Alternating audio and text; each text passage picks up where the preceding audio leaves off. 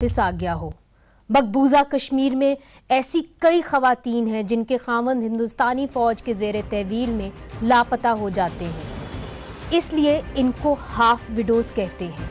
हमारा आज का प्रोग्राम आलमी इंसानी हकूक़ के दिन इनके नाम है, पर ऐसी कई माएँ और हाफ विडोज इधर भी हैं। पाकिस्तान में लापता अफराद का मसला कई बरसों से चल रहा है और सबसे ज़्यादा ऐसे अफराद का ताल्लुक सूबा बलूचिस्तान और खैबर पख्तूनख्वा से है, जैसे कि स्क्रीन पर आप देख सकते हैं अली असगर बंगलजई। हाल ही में ये लापता हैं जिनको आखिरी बार 2001 में यानी 18 साल पहले क्वेटा में देखा गया था। Human rights commission of Pakistan ने अपनी एक हालिया रिपोर्ट में कहा कि सन 2018 के दौरान सूबा बलूचिस्तान में जबरी गुमशुदगियों का कम से कम 541 रिपोर्टेड जो केसेस हैं वो मंजरे नाम पर आए।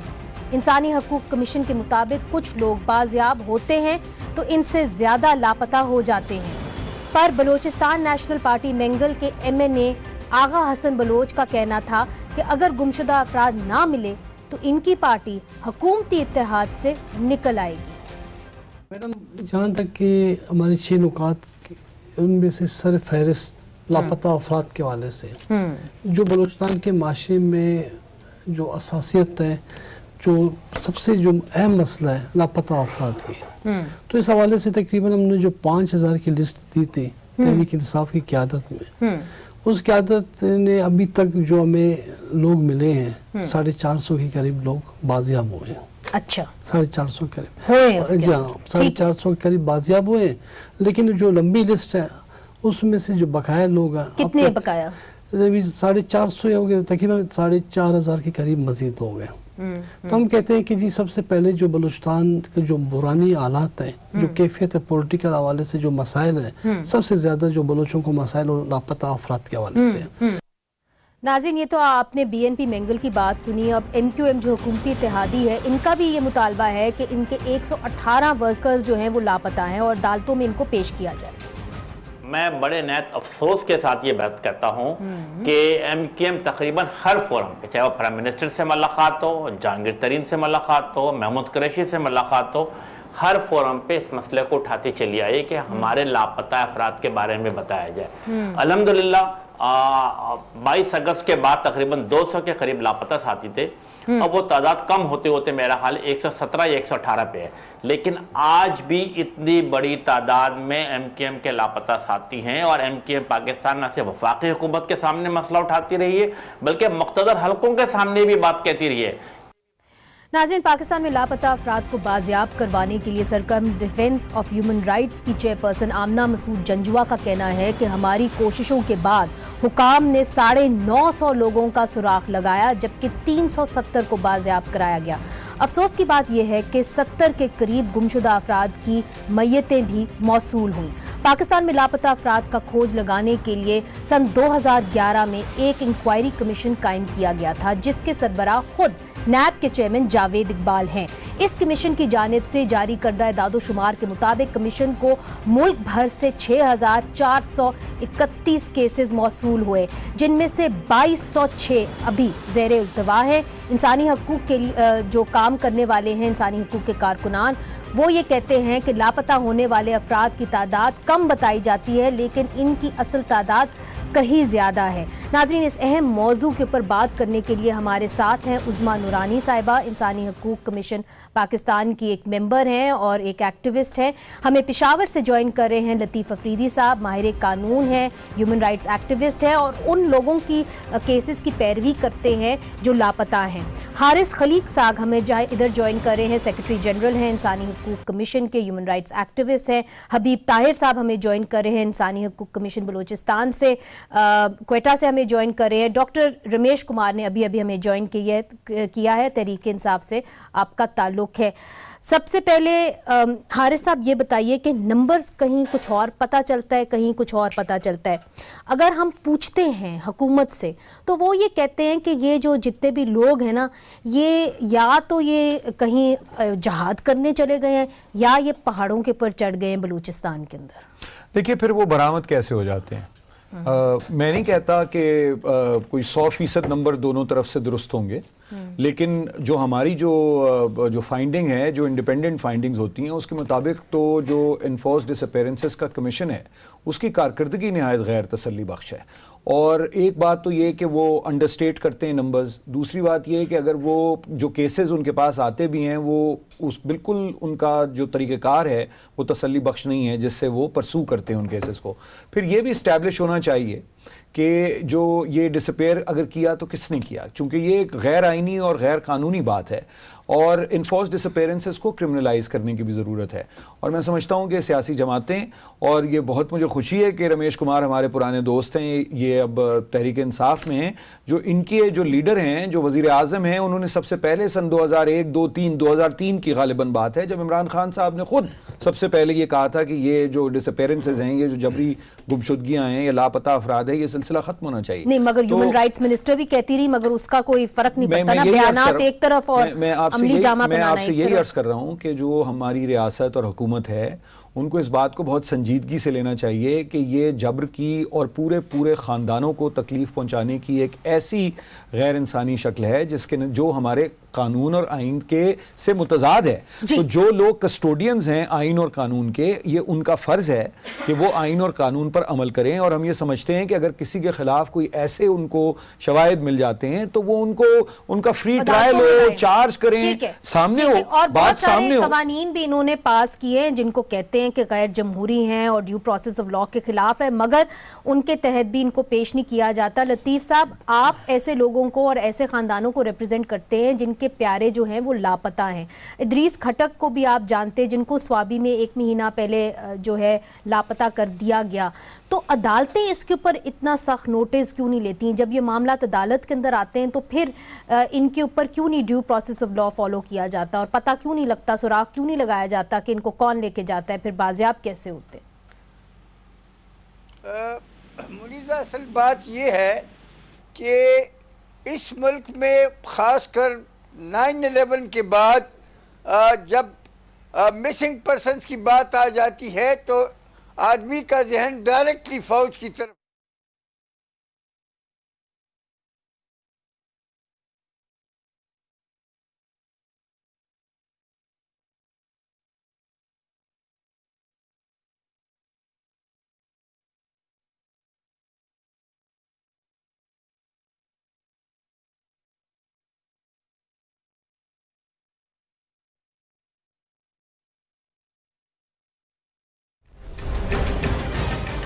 याद है आपको साहिवाल का वो हौलनाक वाकया जिसने मावरा अदालत कत्ल पर पूरी कौम की तवज्जो हासिल की थी। इस केस में काउंटर टेररिज्म महकमे के 6 एहलकार नाकाफी शवाहिद होने के बायस बरी हुए, यानी 42 साला खलील, 13 साला अरीबा, 38 साला नबीला और 36 साला जीशान को किसी ने नहीं मारा। अब इसके ऊपर रिपोर्ट कर रही है साइमा, आपको दिखाते हैं कि उन्होंने क्या कहा। 2 माह पहले लाहौर की इंसदादे दहशतगर्दी की अदालत ने साहिवाल में काउंटर टेररिज्म डिपार्टमेंट की मुबैना फायरिंग से शहरियों की हलाकत के मुकदमे में तमाम 6 एहलकारों को शक का फायदा देते हुए बरी कर दिया था। याद रहे कि इस साल 19 जनवरी को पंजाब के जिला साहिवाल में इंसदादे दहशतगर्दी महकमा CTD के एहलकारों की जानिब से मुल्तान GT रोड पर एक कार को रोककर फायरिंग का एक वाकया पेश आया था, जिसके नतीजे में फायरिंग से 42 साला खलील अहमद, उनकी 38 साला बीवी नबीला, 13 साला बेटी अरीबा और 36 साला दोस्त मोहम्मद जिशान हलाक हो गए थे, जबकि 2 छोटे बच्चे 9 साला उमैर और मुनीबा भी जख्मी हुए थे। बच्चे के बयान के मुताबिक उनकी मरहूमा वालदा ने खुद को बच्चों के आगे करके बच्चों की जान बचाई। इस वाक़े की गैर मामूली मीडिया कवरेज पर हुकूमत ने फौरी नोटिस लेते हुए सरबराह CTD पंजाब राय ताहिर और दीगर अफसरान को ओहदों से हटाकर वाक़या में मुलव्वस 6 CTD एहलकारों को गिरफ्तार करके उनके खिलाफ दहशतगर्दी के तहत मुकदमा दर्ज किया था, जिसकी सजा कम से कम 6 माह कैद, उम्र कैद या सजाए मौत भी हो सकती थी। इंसदादे दहशतगर्दी की खसूसी अदालत ने अपने फैसले में कहा कि कानून के तकाजे पूरे करने के लिए वाक़े की सफाकी और संगीनी की बजाय शहादत को मद्देनजर रखना है। अदालती फैसले में ये बावर कराया गया कि इस्तिग़ासा मुल्ज़िमान के खिलाफ इल्ज़ामात साबित करने में नाकाम रही। फैसले में करार दिया गया कि चाहे कुछ भी हो, इंसाफ के तकाजे पूरे होने चाहिए। दूसरी तरफ दहशतगर्दी की अदालत के इस फैसले पर सोशल मीडिया में कड़ी तनकीद की जा रही थी। फैसले के अगले रोज वजीर आजम की मुआविन खसूसी बराए इत्तलात व नशरियात डॉक्टर फिरदौस आशिक अवान ने कहा कि वजीर आजम इमरान खान ने साहिवाल के मुकदमे के हवाले से खसूसी अदालत के फैसले पर पंजाब हुकूमत को अपील दायर करने की हिदायत दी है, ताहम अभी तक ऐसी किसी अपील की इत्तला नहीं। चलें जी, अपील तो नहीं हुई मगर human rights commission of Pakistan ने एक फैक्ट फाइंडिंग मिशन जो है वहाँ पे भेजा और जो कुछ भी उसके अंदर निकला उसके अंदर सीटीडी के लोगों को एक तरीके से आई विटनेस अकाउंट्स ने भी उनको नामजद किया। अब सवाल ये है कि अगर ये तो जीशान, खलील, अरीबा इन सब की मौत तो हुई है तो हम क्या समझे पे इनको किसी ने नहीं मारा? फिर देखिए, इसमें जो सबसे तकलीफदेह बात है मुनीज़े वो ये है कि रियासत जो है उसको साथ खड़ा होने चाहिए उन शहरियों के जो कमज़ोर हैं, बेबस हैं या किसी जुल्म का शिकार हैं। ये उनके मकतूल के भाई को के ज़रिए से ये बयान जैसे उन्होंने दिया है कि जी वो बड़े अपने रियासत के साथ और हुकूमत के साथ और इदारों के साथ खड़े हैं, इंक्लूडिंग सीटीडी, यहाँ इदारे से मुराद काउंटर टेररिज्म डिपार्टमेंट है पुलिस का। तो ये तो इस बात पे तो फैसला नहीं हो सकता। ये तो नहीं हो सकता कि मकतूल के भाई की बुनियाद पर हम इस मामले को बंद कर दिया जाए। देखिए, बड़ा ही डूबियस केस है और बड़ा वाज़ेह है, इसकी फुटेज सामने मौजूद है, इसके गवाह मौजूद हैं और जुडिशियल इंक्वायरी की भी तो बात। देखिए, बात यह है कि देखिए बिल्कुल और होनी चाहिए। और ये पंजाब पुलिस का या पंजाब पुलिस के जो मुख्तलिफ शोबे हैं उनका कोई पहली मरतबा ये वाकया सामने नहीं आया है। ये जो हाई हैंडेडनेस है लोगों के साथ, और अगर उनके पास देखिए एक 13 साल की बच्ची भी इस वाकये में जाँ बहक हुई है तो ये कोई मामूली बात तो नहीं। और जिस तरह उन बच्चों को गाड़ी से निकाल के पहले पेट्रोल पंप पे बिठाया गया, फिर उन्हें अस्पताल ले जाया गया, मतलब इस कदर क्लोज रेंज से फायरिंग भी हुई, क्लोज रेंज से फायरिंग हुई है बाद में ताकि कोई बचे ना। तो ये तो मैं समझता हूं कि ये तो क्या कोई गैर मरई कुव्वत थी जिसने आके वो 4 लोगों की जान ले ली, और मतलब ये तो कोई तो जिम्मेदार है। और मैं समझता हूं कि ये बड़ी खुशाइन बात है अगर वजीर आजम ने ये कहा है कि इस पे अपील दायर होनी चाहिए। तो हम ये सवाल करते हैं, रमेश साहब उसका जवाब देंगे क्योंकि हुकूमती पार्टी के तर्जुमान है, कि वो क्यों नहीं अपील दायर हुई है। उस पे हम आते हैं। उज़मा साहिबा, नकीबुल्लाह का केस भी कराची के अंदर ही हुआ, फिर से सवाल उठाया गया कि अगर नकीबुल्लाह की मौत हुई है और कोई भी इसका जिम्मेदार नहीं है तो फिर किसने नकीबुल्लाह को मारा? तो आप क्या समझती हैं कि क्या पुलिस की ट्रेनिंग के अंदर कमी है? क्या पुलिस की जो पावर्स हैं अगर किसी और सिक्योरिटी फोर्सेस को दे दी जाएं तो वो जो है उसका नाजायज इस्तेमाल करते? मामला है क्या? मगर चूंकि पुलिस के हाथों भी मावरा अदालत कत्ल के जो मामला हैं उनकी भी एक तरीके से तहकीकात का दावा किया गया है। जी, मैं समझती हूँ पुलिस के जो किरदार है उसको रिवैम्प करने की ज़रूरत है। पुलिस को ट्रिगर हैप्पी नहीं होना चाहिए है, और पुलिस को जो पोलिटिसाइज जो किया गया है वो उसको बिल्कुल नहीं, वो अलहदा होना चाहिए। पुलिस को इस्तेमाल किया जाता है जब किसी भी शख्स को एक्स्ट्रा जुडिशल किलिंग में मारना चाहते हैं तो उनको इंस्ट्रक्शन दिए जाते हैं, और पिछले भी हमने देखा है कि पुलिस एहलकार यूज़ हुए हैं, और वो मुख्तलिफ इदारे हैं जो यूज़ करते हैं, वो सियासी पार्टीज़ भी यूज़ करती हैं। और मैं समझती हूँ नकीबुल्लाह के केस जो है एक डेटेड एग्जाम्पल है ऑफ एक्स्ट्रा जुडिशल किलिंग जिसमें इंसाफ नहीं मिला है, और जो पुलिस अफसर है उसके ऊपर एक सवालिया मतलब निशान खड़ा हुआ है कि उसके ऊपर अगर ये कहा जा रहा है कि उसने 444 कत्ल किए हैं कराची में, एक्स्ट्रा जुडिशियल किलिंग्स हैं, वेदर वो मुजरिम है या इनोसेंट है वो तो बात की बात है ना। ये कहना कि वो मुजरिम थे इसलिए उनको मारा गया है या वो टेररिस्ट एक्टिविटीज में इन्वॉल्व थे इसलिए मारा गया है, तो ये सारी चीजें सब एक तरफ हो जाती हैं कि जब तक कि आपके यहाँ एक निज़ाम नहीं होगा, जबकि आपके यहाँ जो तरीका है कि भाई आप पकड़े किसी को और आप इंसाफ के तकाजे पूरे करें।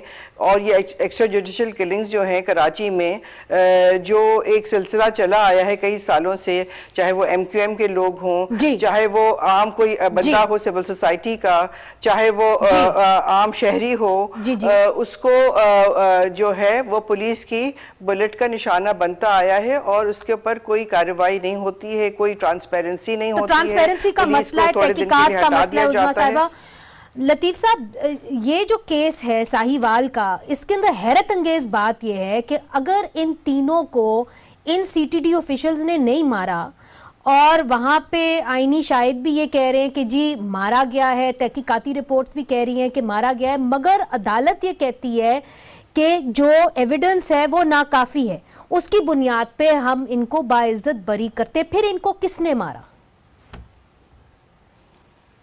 मुनीज़ा, बात यह है कि हमारी अदालतें, उन्होंने बेनिफिट ऑफ डाउट की थ्योरी उठाकर उन्होंने उसको मुकम्मल तौर पे अपना ली है, लेकिन ना यहाँ इन्वेस्टिगेशन साइंटिफिक बुनियादों पर होती है, ना हमारा जो जुडिशल कैरेक्टर है जो होना चाहिए, ना वो कैरेक्टर हमारा है, ना हम उस किस्म की शहादत जो कि होनी चाहिए वो पेश करना चाहते हैं। चुनांचे बेनिफिट ऑफ डाउट की थ्योरी नजरिया लेकर कि ये इसमें डाउट है और बियॉन्ड रीजनेबल डाउट केस साबित नहीं हुआ, हालांकि इंसान कत्ल हो जाते हैं और उनके कातिल जो है रोज रोशन उनको नहीं पकड़ा जाता, कानून उस पर उनको कैफर किरदार तक नहीं पहुंचा सकता। इसलिए हमें इसमें इस तस्वुर में तब्दीली लानी होगी कि ये जो बेनिफिट ऑफ डाउट है जी, ये इंसानी कत्ल होता है, कत्ल होते हैं तो इंसान जब कत्ल होते हैं तो इसके लिए एक बहुत ही मुनज़्ज़म इन्वेस्टिगेटिव इदारा होना चाहिए। मगर मुख्तसर सा बताइएगा लतीफ लाला साहब, इस केस के अंदर आप क्या देखते हैं, क्या हुआ, क्यों नहीं वहां पे शायद कोर्ट के अंदर मुकम्मल तौर पे प्रेजेंट किए गए, क्या थे ही नहीं? इसलिए नहीं हुआ कि ये सीटीडी के लोग थे और सीटीडी का काम काउंटर टेररिज्म है, लेकिन खुद इन्होंने टेररिज्म किया, टेररिस्ट एक्टिविटी में मुलव्वस।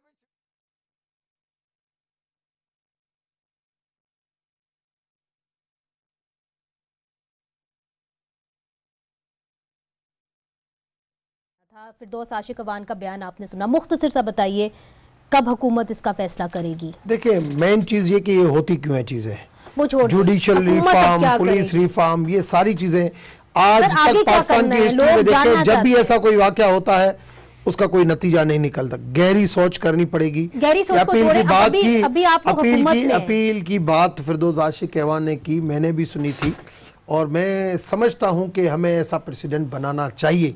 और जो ताकतवर लोग जो खुद कानून के रखवाले होते हैं मगर खुद कानून हाथ में लेके इस तरीके का जो एक मिसहैप हो जाता है, जिसको किसी भी जगह पे माफी नहीं होनी चाहिए। और ये हमें अगर हमने अपील नहीं की, बिल्कुल होनी चाहिए। मैं समझता हूँ हमारा, आपको मालूम नहीं कि हतमी तौर पे अपील की तरफ मामला जाएगा? मैं कल इसके बारे में बिल्कुल पूछूंगा और कि भाई अपील हम क्यों नहीं कर रहे हैं और क्यों हम पीछे हैं। फिर मैं आपसे राब्ता करूंगी, मैं बिल्कुल आपको बताऊंगा कि अपील बिल्कुल होनी। अगर ऐसे हम प्रेसिडेंट नहीं बनाएंगे ना तो ऐसे पाकिस्तान की हिस्ट्री जैसे चलती आ रही है, इंसाफ की हुकूमत के अंदर अगर इंसाफ ना हो तो और भी ज्यादा खटकता है। नाजरीन, लतीफ लाला साहब बहुत शुक्रिया, आपने हमें पेशावर से ज्वाइन किया। नाजरीन, तो छोटा सा वक्फा लेते हैं, फिर जो एक फोर्स कन्वर्जन की बात है सिंध पे, उसके ऊपर भी बात करनी है। वक्फा लीजिए।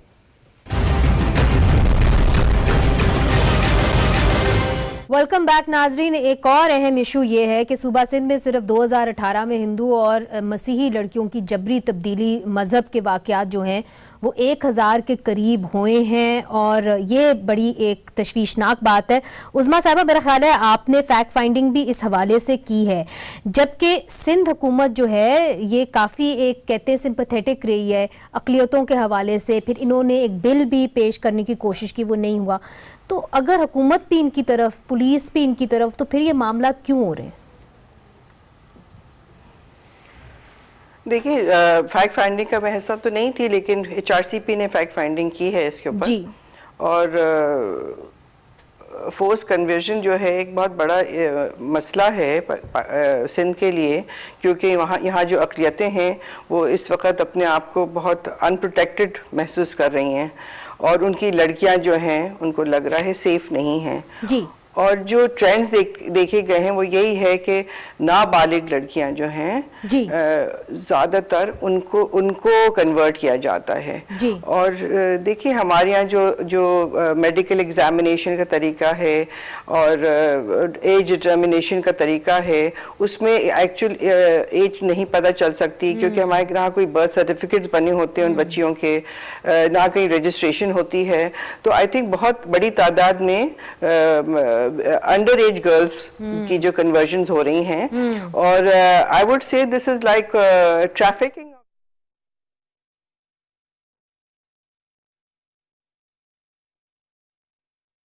आते हैं और दोस्तियां करते हैं इन बच्चियों से, और क्यों छोटी छोटी बच्चियों से दोस्तियां होती हैं और फिर आप इमीडिएटली उनको कन्वर्ट कर दिया जाता है। उनको शायद पता भी नहीं होता होगा कि क्या होने वाला है उनके साथ, और उनको ये डर होता है कि अगर अब हम कन्वर्ट हो गए हैं, अब हम वापस भी जाना चाहेंगे तो हमें मार दिया जाएगा या हमारी फैमिली अंदर थ्रेट आ जाएगी। जो कुछ लड़कियों से मुलाकातें हुई हैं जो कन्वर्ट हो जाती हैं, वो मैंने देखा यही है कि वो जैसे लगता है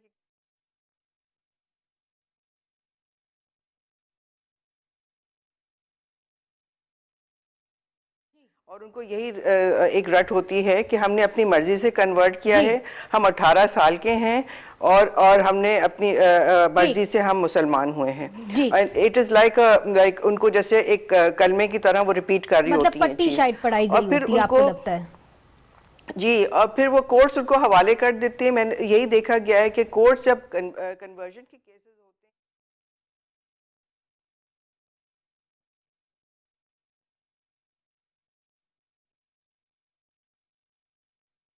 बढ़ाने दीजिए। रमेश कुमार साहब, मुझे याद है कि 2015 में आपने एक स्टेटमेंट दी थी, और आपने स्टेटमेंट दी थी पाकिस्तान तहरीक-ए-इंसाफ जिस पार्टी के अंदर आप हैं उसके खिलाफ, चूँकि उस वक्त वज़ीर आज़म इमरान खान मियां मट्ठा को दावत दे रहे थे कि पीटीआई के अंदर आ जाएं। वो नहीं आए, मगर वो एक मरकज़ी समझे जाते हैं कैरेक्टर जो फोर्स्ड कन्वर्जन्स करवाते हैं।